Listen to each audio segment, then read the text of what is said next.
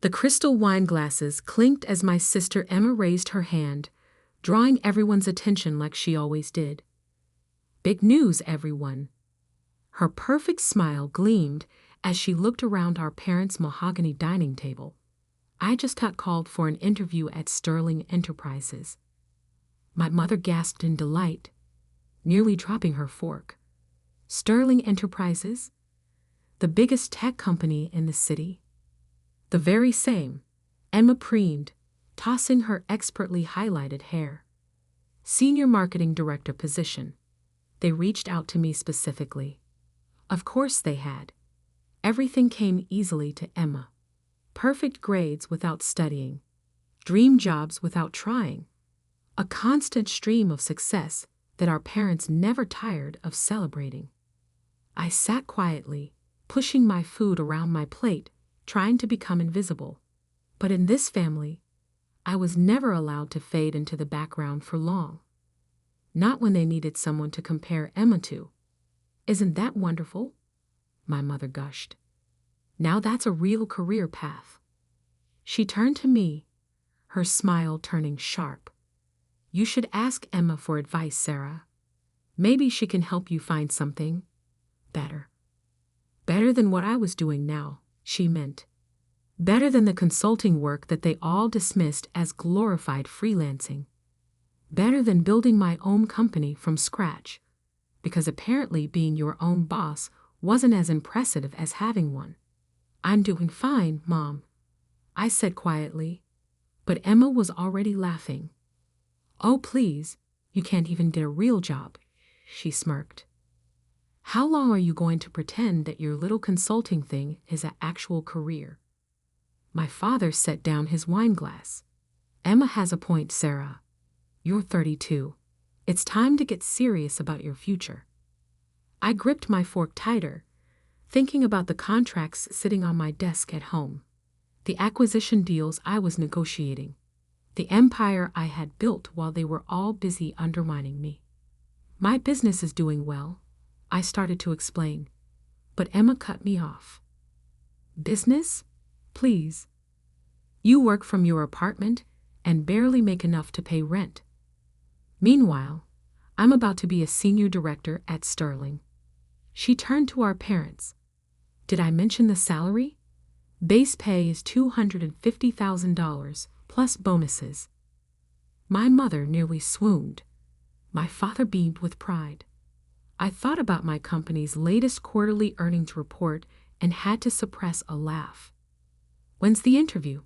I asked, keeping my voice neutral. Monday morning, Emma replied smugly. Not that it matters. The position is practically mine already. The CEO specifically requested to interview me personally. I bet they did, I thought, remembering the stack of resumes on my desk. Among them, Emma's application, forwarded to me by HR with a note. Another entitled candidate with an inflated ego. Your call, boss. Well, good luck, I said, standing up. I should get going. Early meeting tomorrow. Emma snickered. What? Did someone finally agree to buy something from you? Sarah. My mother sighed. When are you going to stop this ridiculous independent phase? Your father could have gotten you a proper position years ago. I thought about the nameplate on my office door. The one that reads Sarah Mitchell, CEO, Sterling Enterprises. The one Emma would see tomorrow morning. You're right, Mom, I said, gathering my things. Maybe it is time for a change. They probably thought I was finally admitting defeat. They had no idea what was coming. As I drove home to my penthouse apartment, not that they knew I could afford one, I thought about how we got here. How their constant dismissal had driven me to build something bigger than they could imagine. It started 10 years ago when I graduated with my MBA. Emma was the star of the family then too, climbing the corporate ladder with her natural talent, while I quietly studied market trends and business strategies. When I told them I was starting my own consulting firm, they laughed. When I landed my first major client, They dismissed it as luck. When I started buying up struggling companies and turning them around, they didn't even notice. 5 years ago, I made my biggest move yet, acquiring Sterling Enterprises through a complex series of shell companies and investment firms. The previous CEO was ready to retire, and I had spent years preparing for this moment. I changed my professional name to Sarah Mitchell, my mother's maiden name, knowing my family never paid enough attention to business news to make the connection. I rebuilt Sterling from the ground up, transforming it into the tech giant it is today.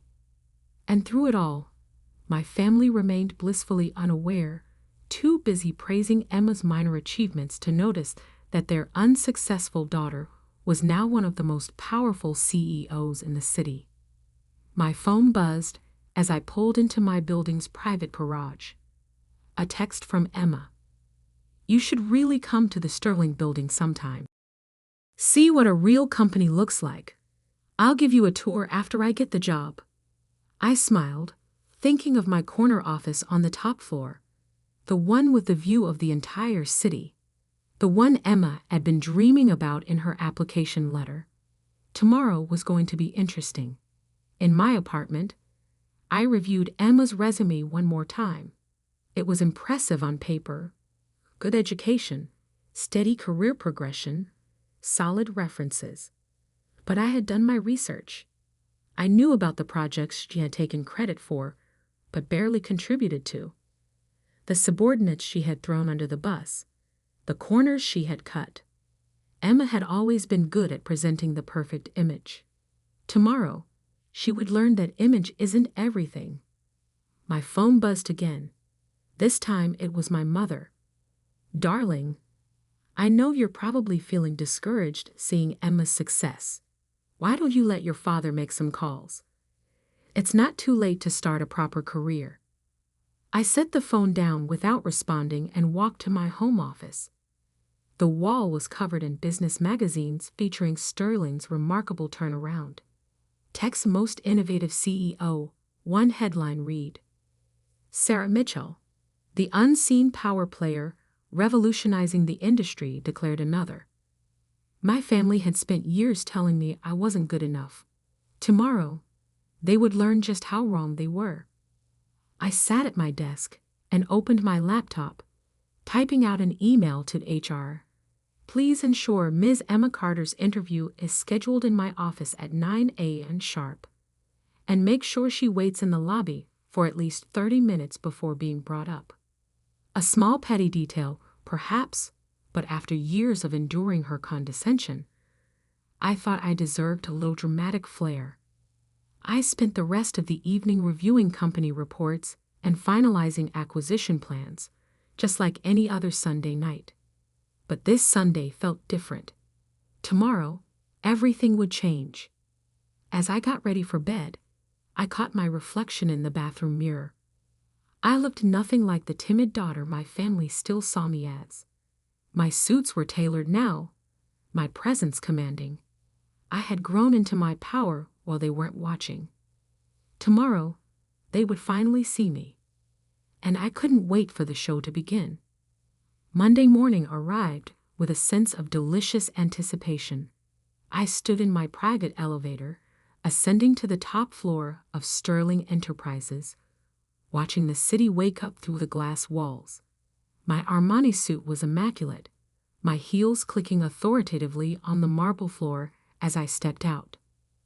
"Good morning, Ms. Mitchell," my executive assistant Diana greeted me with a knowing smile. "Your 9 a.m. appointment has arrived early." She's been waiting in the lobby for 20 minutes, insisting that the CEO specifically requested her presence. I checked my watch. 8:45 a.m. Let her wait another 10 minutes. How's she handling it?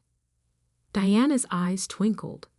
She's demanded coffee 3 times, name-dropped several executives she claims to know, and told a receptionist that her sister is a nobody who can't even get a proper job. I smiled, setting my briefcase on my desk. Perfect. Has she noticed any of the magazine covers? No, Diana smirked.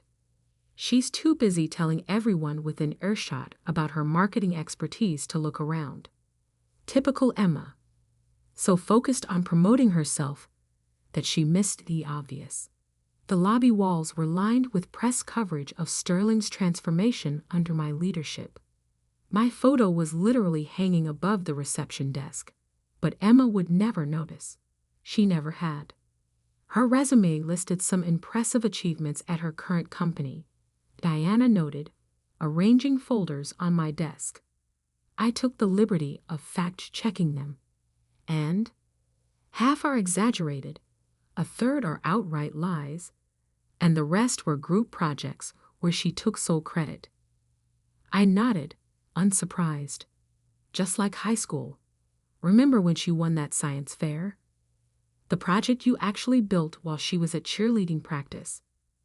The very same. I sat down behind my desk, adjusting my nameplate slightly. Send her up at 9 a.m. exactly. And Diana? Make sure the security team is recording the lobby and elevator cameras. I want to preserve this moment. At precisely 9 a.m., my office phone buzzed. Ms. Carter is here for her interview, Diana announced formally. Send her in. The door opened, and Emma strode in like she already owned the place. She wore an expensive but slightly too flashy suit, her confidence bordering on arrogance. Then she saw me sitting behind the CEO's desk. The color drained from her face. Sarah? She stammered, frozen in the doorway. What? What are you doing here? Good morning, Emma, I said pleasantly. Please take a seat. We have a lot to discuss about your application for the Senior Marketing Director position. She didn't move, her mouth opening and closing like a fish out of water. But I'm supposed to meet with Sarah Mitchell, the CEO. I smiled, gesturing to my nameplate. That would be me. Sarah Mitchell, formerly Sarah Carter. Though I'm not surprised you didn't make the connection. You never did pay attention to anything I did. Emma sank into the chair across from me, her perfect composure cracking. This is impossible. You're just a consultant. You work from your apartment. Actually, I leaned back in my chair, enjoying this moment. I own this building, and several others. Sterling Enterprises has been my company for the past 5 years. I pulled out her resume. Now, shall we discuss your application? I have some questions about these achievements you've listed. You can't be serious, Emma whispered, her voice shaking. You can't be the CEO. You're nobody. That's what you all thought, isn't it? I kept my voice calm, professional. Poor Sarah can't even get a real job. Just a nobody working from her apartment. Tell me, Emma, did you ever once ask what kind of consulting I did? What companies I worked with? Or were you too busy bragging about your own mediocre accomplishments? She flinched. I didn't. No, you didn't. I agreed. None of you did. You were all too convinced of my failure to notice my success, too busy mocking my choices to see where they were leading. I opened her file. Now, about this claim that you single-handedly increased your department's revenue by 200% last year. That's accurate, she stuttered, but I could see the panic in her eyes. Interesting. I pulled out another document. Because I have here the annual report from your company. The entire marketing department only saw a 30% increase. And according to your former colleagues, that was primarily due to a campaign developed by your junior team. The one you rejected initially but took credit for after it succeeded. Emma's face went from pale to red. You've been investigating me? I investigate all potential senior executives thoroughly. We have very high standards at Sterling. I smiled. Standards that value actual achievement over self-promotion. Just then my phone buzzed. Diana's voice came through the speaker. "Ms. Mitchell, your parents are in the lobby, demanding to see you." They're quite insistent. Of course they were. Emma had probably texted them the moment she saw me. "Send them up," I said calmly. "I think it's time for a family meeting." Emma shifted nervously in her chair. "Sarah, look, about last night. About all the things I've said. Save it." I cut her off. "I'm not interested in apologies motivated by fear. I spent years listening to you undermine and belittle me. Now you get to sit there and learn exactly who your unsuccessful sister really is." The door burst open. My parents stormed in, their faces a mix of confusion and anger. "Sarah," my mother exclaimed, "what is the meaning of this? What are you doing in the CEO's office?" "Hello, Mother," I replied coolly. "I was just reviewing Emma's job application. Would you like to join us?" We were discussing the importance of honesty in professional achievements. My father's face reddened. "Stop this nonsense immediately. You're embarrassing yourself and your sister." I stood up slowly, letting my authority fill the room. "No, Dad. For once in your life, you're going to listen to me. All of you are." I pressed a button on my desk, and the wall of windows behind me transformed into a screen, displaying Sterling's financial growth under my leadership. "Welcome to my company, the one you've been hearing about at your country club, the one Emma's been desperate to work for, the one that's been making headlines while you were all too busy dismissing me to notice." They stared at the numbers, the achievements, the empire I had built while they weren't watching. "Now," I said, sitting back down, "let's talk about what really makes someone successful in business. Shall we begin with integrity, or should we start with actual competence?" The color drained from Emma's face as she realized this interview was about to become very, very uncomfortable, and we were just getting started. The silence in my office was deafening as my family stared at the financial projections on the screen. 10 years of growth, billions in acquisitions, my photo on the cover of Forbes, Fortune, and Business Weekly. This is all yours," my mother whispered, sinking into one of the leather chairs. "Every bit of it," I confirmed, standing to walk around my desk. "The consulting business you mocked? That was just the beginning. While Emma was bragging about her mid-level marketing positions, I was buying and transforming struggling companies. While you were lamenting my lack of a real job, I was building an empire." My father, always quick to anger, found his voice first. "Why didn't you tell us? Why keep this secret?" I laughed, but there was no humor in it. "Tell you? Like I tried to tell you about my first major client, or my first successful company turnaround, or any of my achievements that you dismissed because they didn't fit your narrow definition of success." Emma shifted uncomfortably in her chair. "Sarah, if we had known." "That's exactly the point." I cut her off.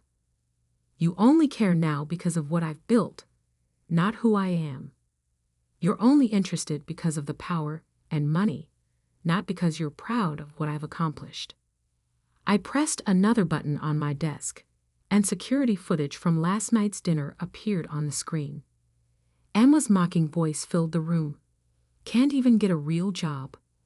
"Stop," Emma pleaded, her face flushing. "We get it." "Do you?" I turned to face her directly. "Because I've been watching you build your career on exaggerations and stolen credit. I've talked to your former colleagues, your supposed references. I know exactly how you've gotten every position you've ever held." My mother stood up, smoothing her designer dress nervously. "Surely we can work something out. We're family, after all. Family? I picked up Emma's resume. Like when Emma took credit for my science project in high school, or when she told her college friends I was a dropout because I started my own business instead of following the corporate path. That kind of family. I was young, Emma protested weakly. We all make mistakes. Yes, we do, I agreed. And now you get to face the consequences of yours. Diana?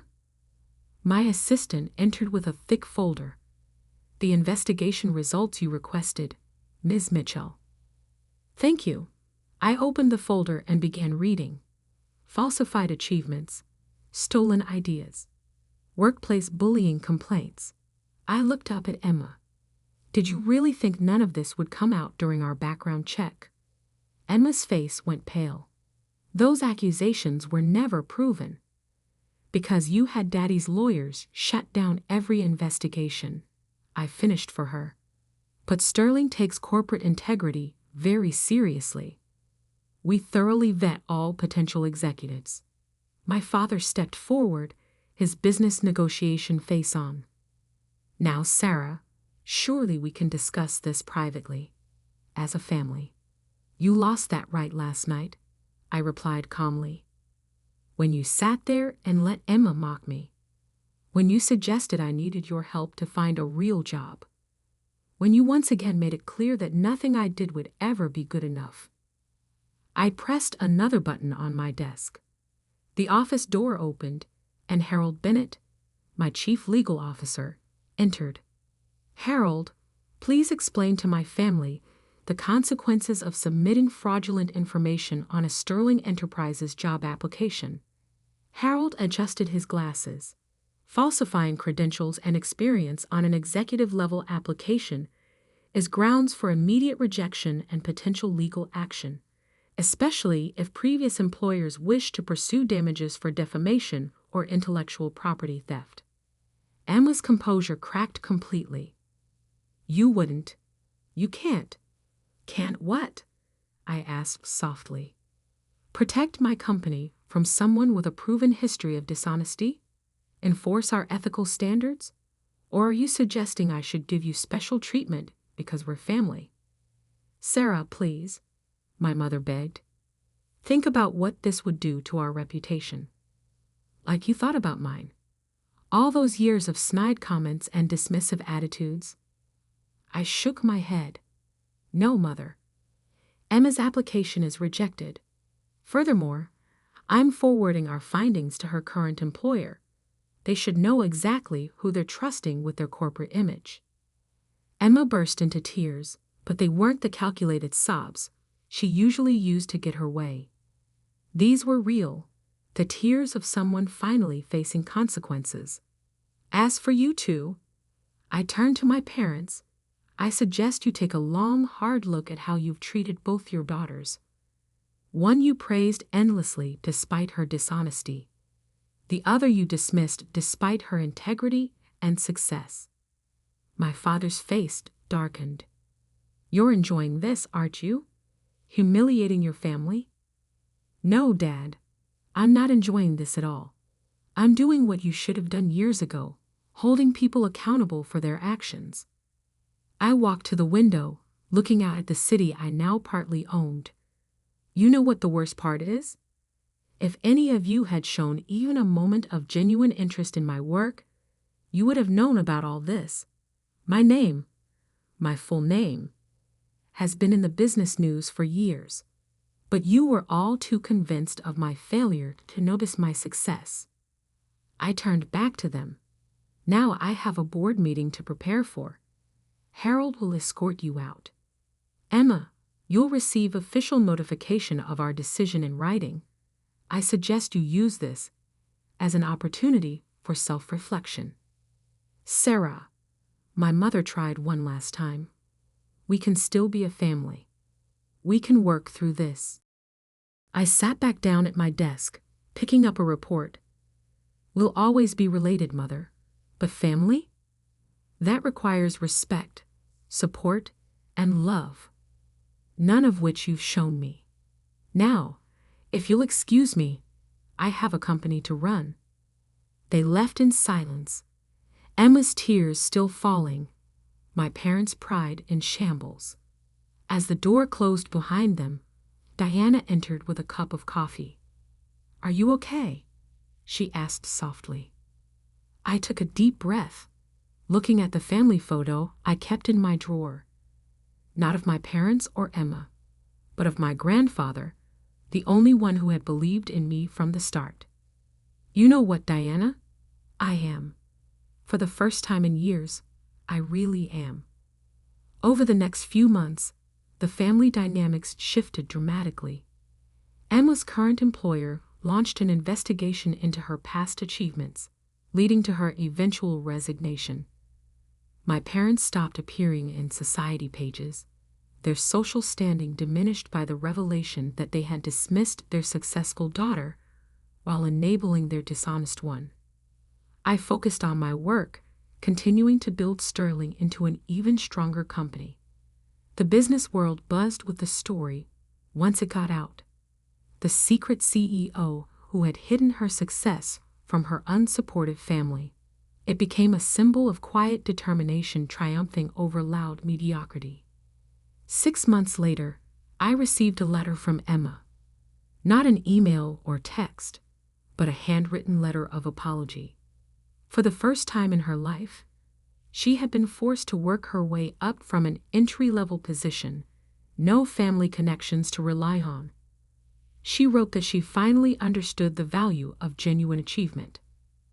My parents took longer to come around, but eventually, my mother sent a similar letter, acknowledging their failures and asking for a chance to really know me, not as the daughter they had dismissed, but as the woman I had become.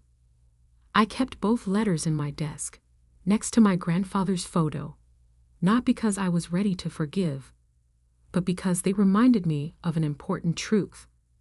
Success isn't about proving others wrong. It's about proving yourself right.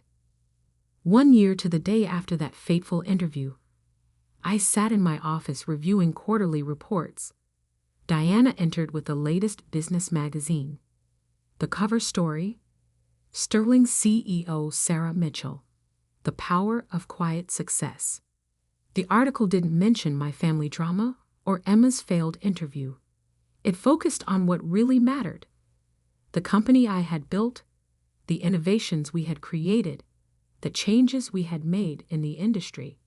Because in the end, that's what real success looks like. Not bragging at family dinners or inflating achievements, but building something meaningful, something lasting. They had called me worthless at a family dinner. Now I was their boss, their superior, their example of what true success looks like. And that was worth more than any revenge could ever be.